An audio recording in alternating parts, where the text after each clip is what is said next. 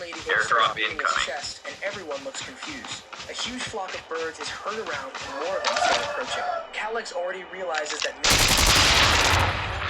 been such a bad idea after all. Down to the last 5 players. Airdrop has been delivered. Boy yells for at that moment, a guy named Albu and another named Thomas step in front, telling him not to stray far. The army begins fighting the apes. Crot prepares, charges his blade with energy, and leaps toward them. The safe zone is collapsing. Before the monster can react, he slashes it, and a blast of energy hits the ape. The entire forest is overtaken by the explosion. As the smoke starts to settle, Crot is already getting exhausted. But apparently, he managed to take down the first Sasquatch. He stands proudly looking back.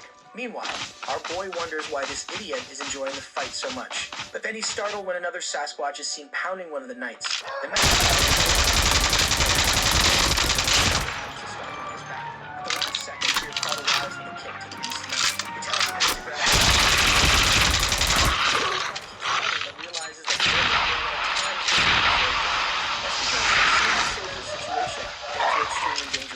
The manages to slash another arm, and the giant beast roars. Holographic decoys released. And is starting to get exhausted.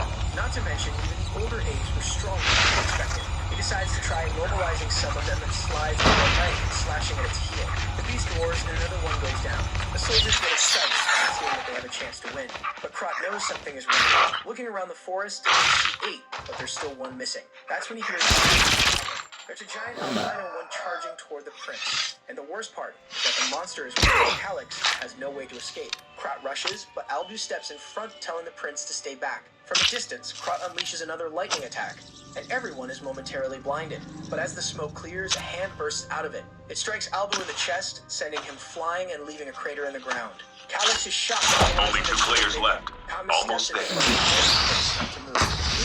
The monster keeps advancing, and Crot is starting to get exhausted. He leaves for another attack, but Thomas stays by the prince's side, until Calyx calls out to him, saying he needs to help deal with this Sasquatch. Otherwise, everyone will die. But Thomas didn't want to leave the prince's side because it was too risky. However, Calyx warns him that no one is coming to save them, so if they have a chance to win, he grabs the knight's arm and says that if more soldiers die, they'll be at a numerical disadvantage. Thomas knows this, but as a knight, he can't abandon the prince just like that. Until Calyx yells, asking how long he plans to defy orders. Hearing that, Thomas realizes he has no choice. In the end, the knight has to follow the Lord's orders, and he says he'll obey. Calyx thanks him and runs off. He follows the crater until he gets closer out. Obviously, the poor guy is in bad shape on the ground, and Calyx is horrified at the sight. With one attack, he had lost his arm, and his armor was completely crushed. He approaches, telling the guide not to lose consciousness because he's going to stop the bleeding. He pours a potion into his mouth, but he knows it's not enough. When he removes the armor, he sees that the guy's stomach is cratered. The Sasquatch is watching him directly, and he can hear him shouting. The problem is that these low-level potions aren't enough.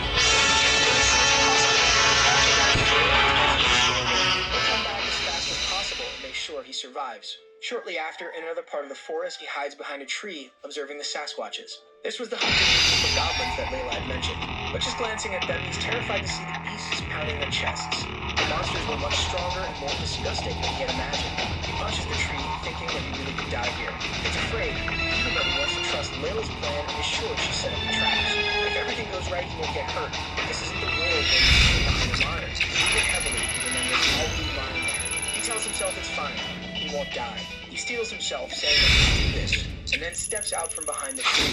He calls out to the Sasquatches, shouting that today is their day to die. The imp charges at him, but suddenly he pulls a lever and several spears strike from behind. They stab right into the beast's ribs, and it drops to the ground immediately. But as soon as the first one fell,